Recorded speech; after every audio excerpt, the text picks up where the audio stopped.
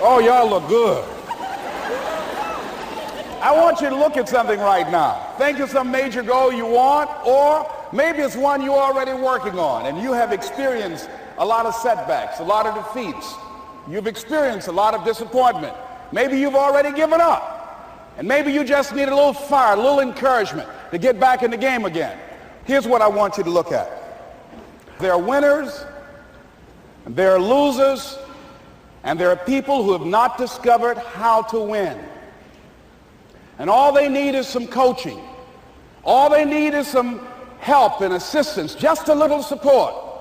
All they need is some insight or a different strategy, a plan of action to make some adjustments that will open up the key to a whole new future for them, that will give them access to the unlimited power that they have within themselves. That's all that they need. So what I want you to do is think about something you want for you, that's real for you, that's important for you, that will give your life some special meaning and power. And I don't even want you to say, I can do that. I don't want you to assume that. See, 5 years ago when I started out in this area, I would not have been able to make the mental leap that I would be up to where I am right now. I don't want you to begin to just psych yourself out. No. I want you to be able to say something to yourself that will enable you to maintain a level of integrity with yourself. That when you say this, even when you face tremendous setbacks, it will be a benchmark to keep you in the game, to keep you moving forward and experimenting and readjusting your strategy and your plan of action, continuously looking for ways to win. So what is that something? When you got an idea you want to move on, you might not have the money, you might not have the education, you might not have the support or the resources you need. What is that something that can keep us going, that will enable us to act on our dream? What's one of those keys that will begin to help us to discover the secrets to our dream? Here's what I want you to repeat after me, please, with power and conviction. Say, it's possible.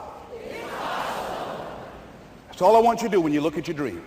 Just say to yourself every day, it's possible. Just say that every day to yourself, it's possible.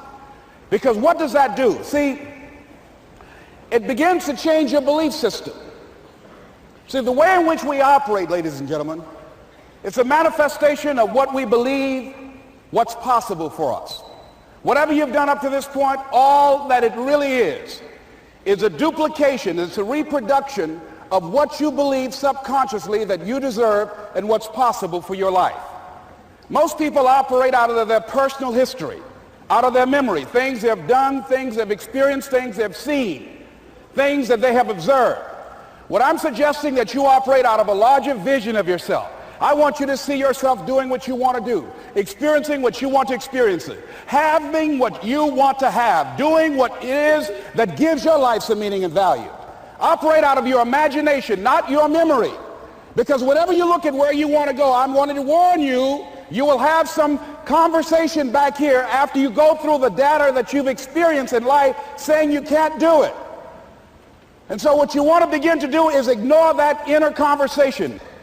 Well, most people, ladies and gentlemen, when something happens to them, what they do is they begin to believe that that's the way it is. That's the way it's always been. And they can't see the possibility of it being any different. Example, before April 1954, the common belief, the universal belief, because it had been tried again and again and again and people had failed, the belief was that man was not physically capable of breaking the 4-minute barrier, that he could not run a mile in less than 4 minutes. That was the belief on the planet. It had never been done. But here's what happened, ladies and gentlemen. Roger Bannister came along, and he broke the 4-minute barrier. Now here's what's significant about that. Since that time, up to this day, over 20,000 people have done it, including high school kids. What changed? 20,000 people, what changed? Here's what happened when they got on the track. They knew it had been done. And because they knew it had been done, there was a new belief about this barrier, about this goal that was unreachable. And those 20,000 people got in a race believing, knowing in their heart that someone had done it, that it's possible, that they could do it. And I'm saying that if you know anybody that had some goal, some dream, something they wanted to do, and they did it, then I'm saying that you know in your heart that if someone has done it, then you can do it. It's possible. And that if someone can make their dream become a reality, that it's possible that you can make your dream become reality. And so as you begin to look at where you want to go, beginning to embrace that, it's possible. I'm blessed and highly favored. I've got a lot going for me. I got some good stuff in me. And it's possible that I can bring my greatness out here in the universe. That I can do what I want to do. It's possible I can write my own book. I can have my own business. I can take the trip and travel around the world. It's possible. I can bounce back from adversity and reinvent my life. It's possible. Regardless of where I am, the things can get better for me. It's possible. I'm thinking about two men right here in Chicago who were fairly successful, similar background, educated. They worked for a corporation for many years, and they were among many people that were laid off. Two guys who were very good friends. One went out looking for a job for several weeks along with the other one, and they faced disappointment and rejection again and again and again. They couldn't find any work, which is the story of many people across this country. One guy stopped. He became discouraged. He stopped going. He stayed home looking at television, became very argumentative and toxic with his wife, drinking beer, getting on the phone, talking to his other negative, unemployed friends.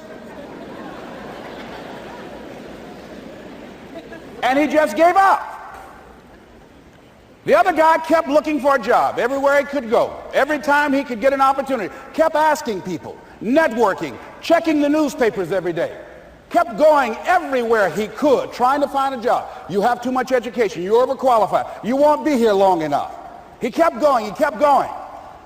He went to a place and said, look here, I tell you what, if you can't hire me, and I know you can use my talents, abilities, and skills, I don't want to sit home and do nothing. Just let me do some volunteer work. You don't have to give me anything, all right? I just want to work. I want to be busy. Guy said, okay, it's on you now, but don't expect me to give you anything. It's okay. This guy came in and worked. He was the first one there. The last one to leave was the best employee there. About 4 weeks later, one of the top managers quit. They were looking for a replacement. Guess who they selected? This other guy. This guy who was volunteering his time. He got the job. What was the difference between the two men? Eyesight and mindsight. Eyesight is judging on what you see, judging according to appearances. But mindsight is how you interpret what you see. One guy said, it's not possible, it's over, I'm finished. I can't do it. I can't make it. He surrendered. I've faced rejection again and again. I'm not going anymore. There are no jobs out there. But this other guy, he felt that in spite of the no's and rejections, in spite of how bad the economy is, in spite of what the newspapers are saying, that it's possible that somebody somewhere will give me a job. He just kept going, thinking it was possible. And guess what, ladies and gentlemen? That's what we have to do with our dreams. Because things happen to you in life that you can never, ever anticipate. And many times when those things happen, you want to give up. I remember when I was in broadcasting, when I was a disc jockey, I became very controversial, not only being a disc jockey, but I felt that radio was something that you not only entertain people with, but you also empower them, you educate them. And I got fired. I didn't just leave, they fired me. That was a shock. I said, wait a minute. They took my microphone. I thought that was who I was. No, ladies and gentlemen, it wasn't. I had to do something else. And I didn't know what else I could do. See, here's what I'm looking at. What are the uses for your life right now that you haven't even reached for yet? See, I believe that when you don't have enough encouragement to act on your dreams or ideas, or you're not enlightened enough, that life will act on you. See, life had moved on me and said, Les Brown, you have outgrown this. It's time for you to do something else. Well, I wasn't enlightened enough. I organized some disc jockeys and got my job back. So they had to fire me again. I got fired twice. Here's what I did. I had to think of something else. And so a guy suggested to me, he said, Les, why don't you run for office? I said, man, I've never run for office. I've never known anything about how to operate in the political arena. I've heard encourage people to register to vote and get out to vote, but I don't know anything about politics. He said, well, neither do the people who run for office all the time.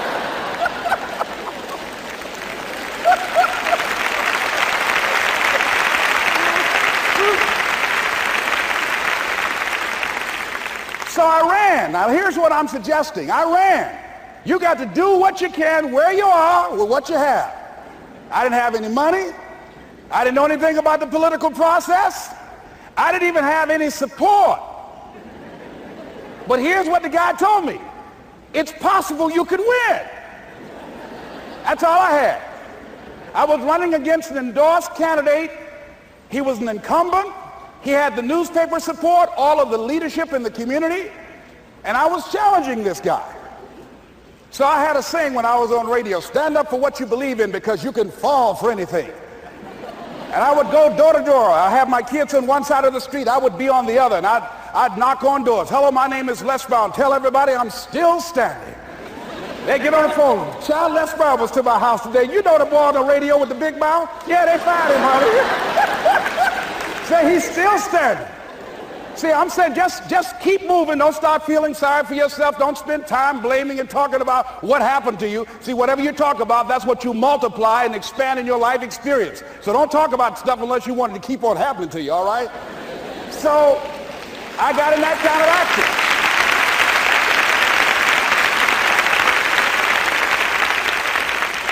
As I continue to do that, had my children with me, were going door to door, didn't have enough money. Eventually, we got close to the election and something happened that really surprised me. Guys who I thought were going to either support me or stay out of it, various powerful community leaders, they became involved in it and they endorsed my opponent. I felt devastated. Now that's going to happen to you when you're working on your dream. Things are going to happen that's going to catch you on the blind side. That was shocking to me. They didn't have to do that. All they had to do was just stay out of it. But here they go, come up in there messing with me. Now that's going to happen. There's some people who believe it's their personal business to stop you from living your dream, all right?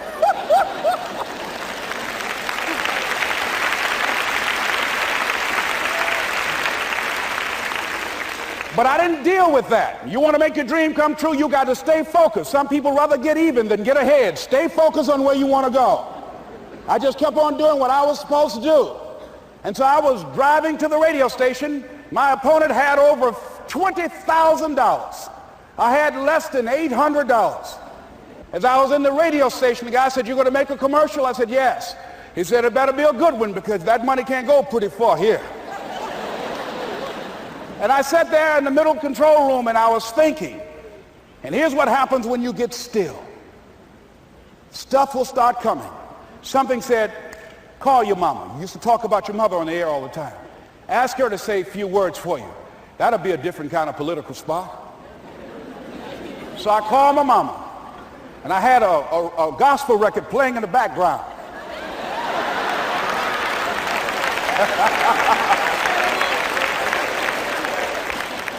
And then I had my mother say, "Hello, this is Mrs. Mamie Brown.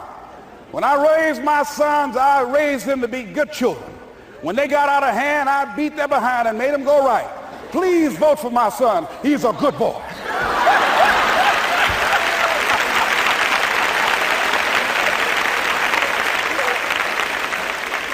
Usually in the state representative race, maybe 3,000 or 4,000 people will come out to vote in a primary. In that primary race, over 27,000 people came out and voted and said, "I'm voting for Les Brown because his mama said he's a good boy." I won, ladies and gentlemen. I won.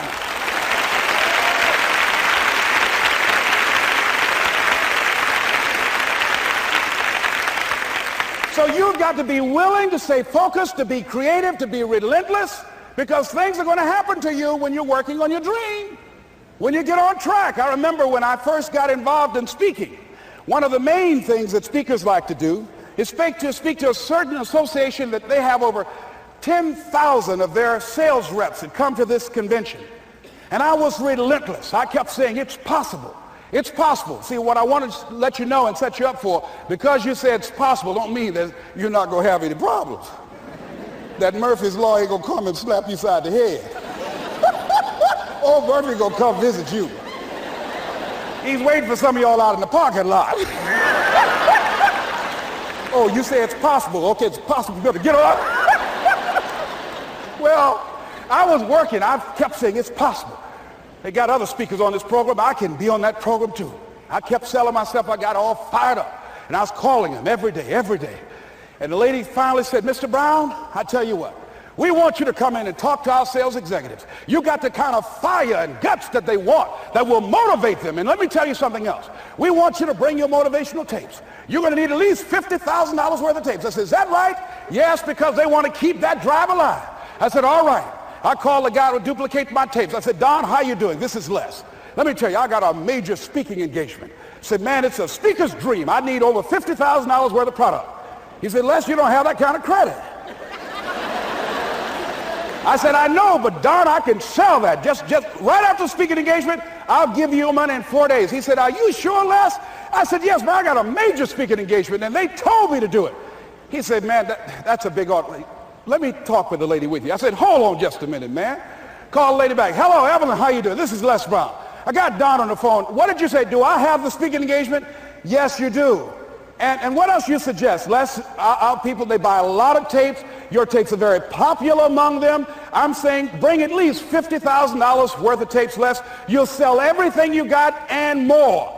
I said, did you hear that, Don? He said, yes. I said, now, if anybody else has to make a decision, are you the final person? She said, I'm the final person. I will send you the contract. I want you. I said, you hear that, Don? He said, yes. I said, oh, ye of little faith. I said, duplicate the tapes, man. Hung the phone up. Well, he duplicated the tapes. 1 week came by. I'm checking the mail every day. No contract. I said, come on, Murphy, don't start nothing, man. Come on. Come on, man, give me a break. Come on, you know, this ain't fair. Come on, man. Give your boy a break. Come on. I talked to myself, you know. I didn't want to call him right now. 2 weeks passed by. Murphy said, don't you think you ought to call him? I said, okay. I called. I said, hello, this is Les Brown calling. How you doing, Les? I said, fine. I said, Evelyn hasn't sent my contract out yet. Any additional information you need? So, Les, you haven't heard? I said, no. I said, Evelyn died. I said, she died? I said, did she say anything about me?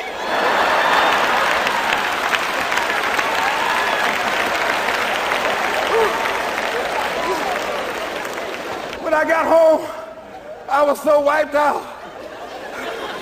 And Murphy was in the house waiting on me. Murphy said, is it possible you want to listen to some of your tapes?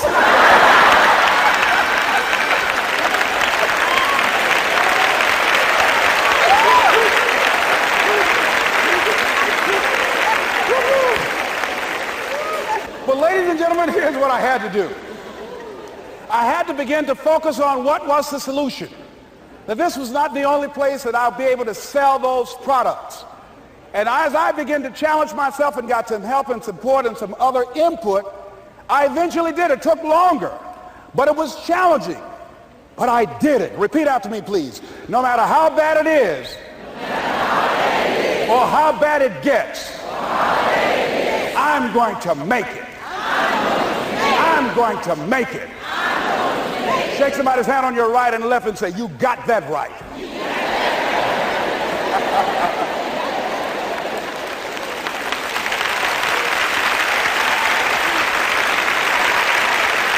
Repeat after me, please. It's possible. It's possible. I can have my dream. I can get what I want. I must be creative. And never give up. Now, let me share something else with you, ladies and gentlemen. When you know within yourself that there's something you want to do, and I believe that all of us were born with a purpose, that all of us have something that we are supposed to do, that all of us have some goodness within us, and that goodness gives us a responsibility to manifest our greatness. And when you know that, you can feel it in your guts, and you know that you're deliberately operating below your potential, you've gotten comfortable, you stop expanding, you stop stretching, you stop challenging yourself. Let me share something else with you. Not only is it possible for you to have your dream, but it's necessary.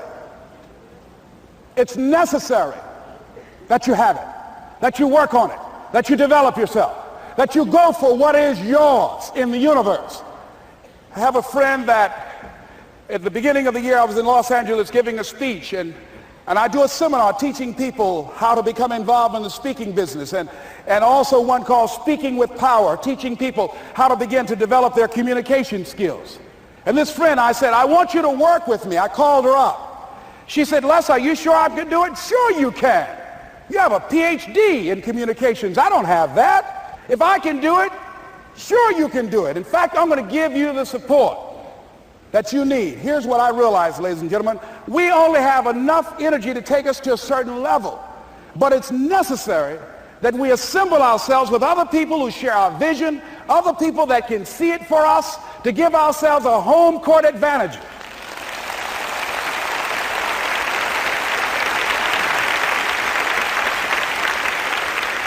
So it's necessary that you seek out other people who think like you, who are growing, who have decided that they are not satisfied with where they are. See, I don't believe that necessity is the mother of invention. No, necessity, in my opinion, is not the mother of invention. Refusing to accept things the way that they are is the mother of invention.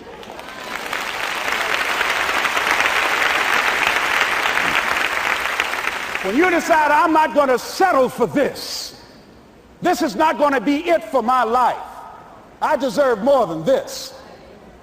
See, that will start making you do some stuff.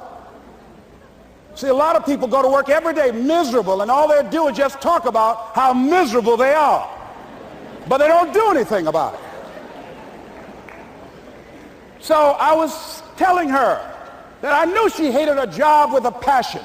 I said, you can do this. You got more going for you than I have going for me. And we've been going through this for years, ladies and gentlemen. She'd been to my seminar speaking for a living. She brought her husband, and that was one of the major problems that I realized that happened in her life. He couldn't see it for her. So you got to make sure that you have people in your life that can see it for you, that will encourage you. Non-affirming relationships can hurt you.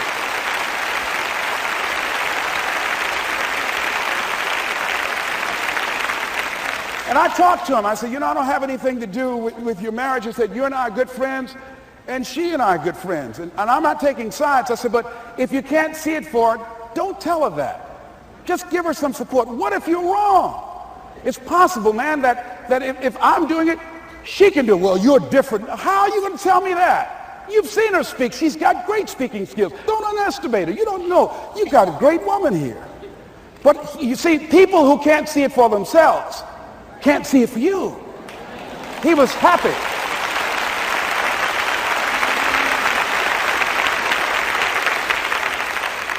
So I said, will you do it with me? I said, I'm going to give you the support you need. You can't do it by yourself. I will stand with you. She said, you will? I said, yes. I'm going to make you part of my seminar. You'll do a part of it and I'll do a part of it. Speaking with Power. She said, okay. 3 days later, ladies and gentlemen, I got an emergency call at my office. It was from her husband. He called and said, tell Les Brown that Marion is dead. I said, oh no. When I was flying there to go to the funeral, and I remember the last time that I saw her, and I had some of her papers that I had gotten inadvertently confused with mine, and I took them home. And I was searching through these papers to do one of her works. She was a prolific writer. And what got me, what was so sad that made me begin to cry, was that there were poems that she had started that were profound poems, great thoughts that she didn't complete. Plays that she had started that she didn't complete. See, that poem was given to her. I can't finish that for her, nor can you. That play, whatever the outcome that she had envisioned, that she had imagined, was given to her. Only her. And she's the channel that was going to come through. You are here, and you are the vessel, you are the outlet for the universe. That you've been selected. There's something for you to do. I believe all of us have some purpose for being here. And as I was going to the funeral, and I was reading a newspaper that said that millions of people are dying because of what they're eating, talking about their diet. And I'm sure that it was Marion talking to me, whispering, saying, Les, the next time you speak, say that even more are dying because of what's eating them.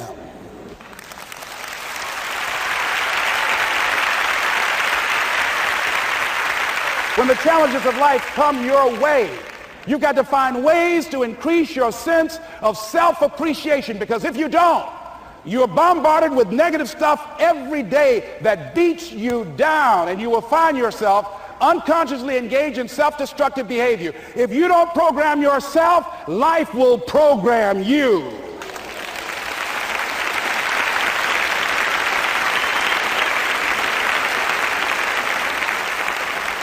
So you want to have an agenda for your life. It's necessary that you have some direction for your life. A friend at the National Speakers Convention gave us a presentation, and it really struck me. He was talking about when he was traveling across Europe, Warren Gresham, and he said at different points, soldiers would wake them up on their journey and ask him the question. And I posed this to you. The question was, where have you been? Why are you here?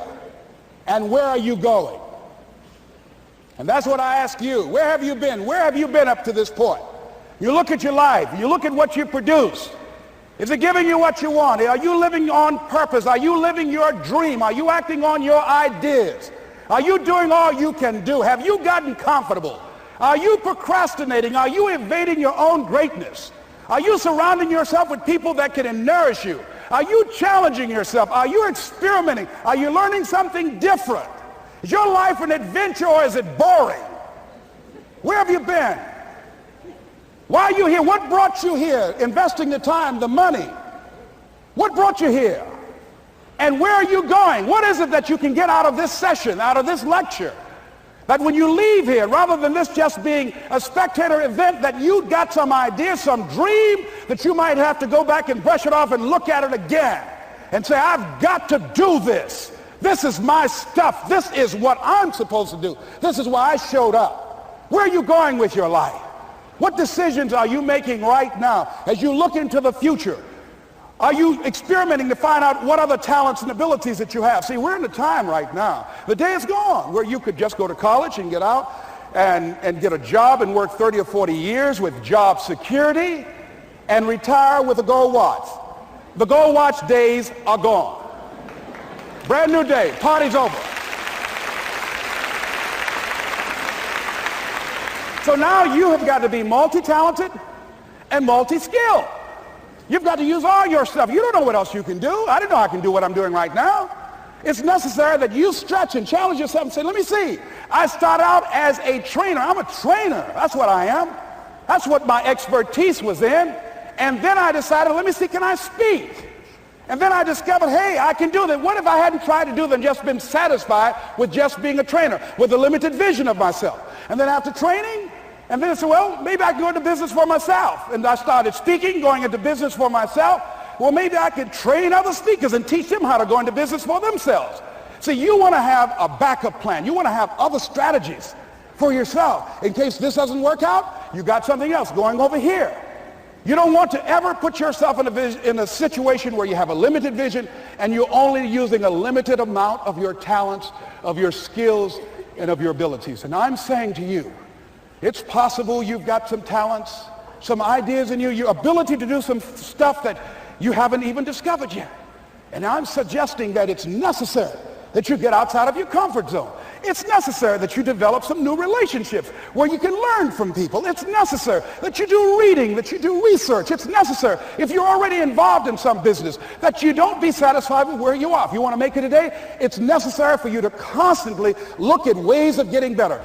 Not only is it possible for you to have your dream, and it's necessary for you to challenge yourself to go after it and get better and leverage relationships that can help you get to where you want to go, but it's you.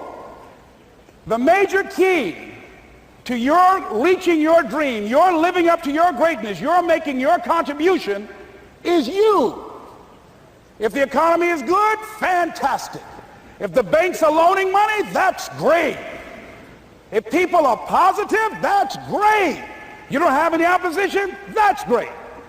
But the major key to your making things happen in your life is you. When I wanted to get on public television, you know, they told me, you can't do that. So wait a minute, I've seen these other people on. It's possible I can get on. Leo Biscaya, John Bradshaw, it's possible. Wait a minute, excuse me, hold on, time out. Let's be realistic. Come on, be logical. I said, well, wait a minute, why can't I do it? Well, let's look here. Think about guys who have credentials, all kind of credentials. You don't have any college training. They're not going to put you on television. Give me a break. I said, thank you for that. God love you, and I'm trying. And went on about my business. You hear me? Let me tell you something. What people think about you and the possibilities for your dream is none of your business. That's their business.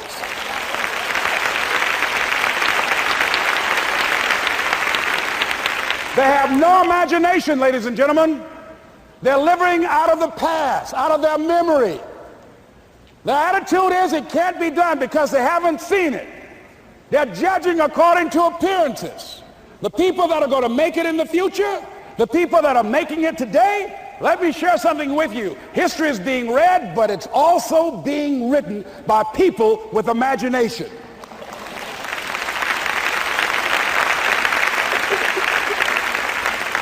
So I went to the next mode, necessary to start talking to people and seeking and asking for what I wanted and leveraging relationships and trying to find out how do the people do it that went ahead of me? How do they do it? And then what is it I need to do? How is it I need to train myself, to develop myself? What's the resources that will be required in order to make it happen? And as I start seeking out and asking questions, I started running into people who said, I know someone who can help you do that. And they helped me get connected with those people. Remember, we have so much energy that can take us so far. It's necessary that you hook up with some other energy that can take you to the next level. I hooked up with them. They said, let's go. I said, away we go.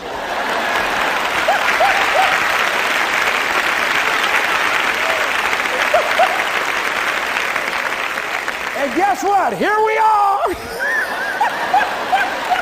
I love it. You want your stuff?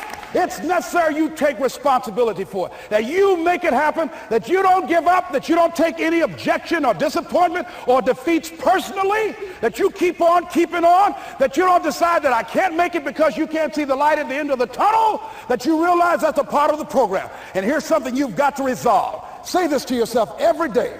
See, as long as you're breathing, you got a shot at your dream. That's the way I resolve. Say this, please. It's not over until I win. You got that right.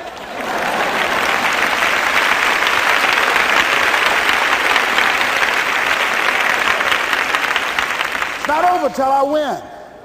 Not over till I get through.